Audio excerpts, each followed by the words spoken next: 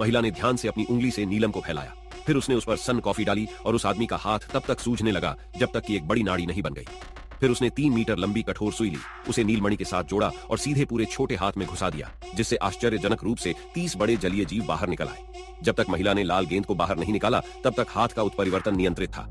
उसे यह बीमारी एक विस्फोट से हुई और कियोकी विस्फोट पर नहीं हंसा, लेकिन जब वह खड़ा हुआ तो खाली एनर्जी बॉल मुकाम के हाथ में चुभ रही थी और एक अजीब दृश्य घटित हुआ। ऐसा लगा जैसे उसके हाथ में बलगम लगा हो, लेकिन जल्द ही वह गायब हो गई। पहले तो मुझे लगा कि यह मतिभ्रम है और मैंने इस पर ज्यादा ध्यान नहीं दिया, लेकिन उनकी तो जान ही निकल गई।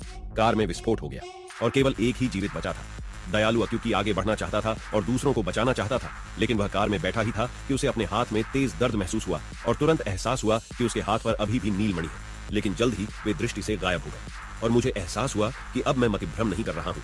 लेकिन अभी सबसे महत्वपूर्ण बात यह पता लगाना था कि बचे हुए लोग कितने घायल थे। मरने से पहले खून बह रहा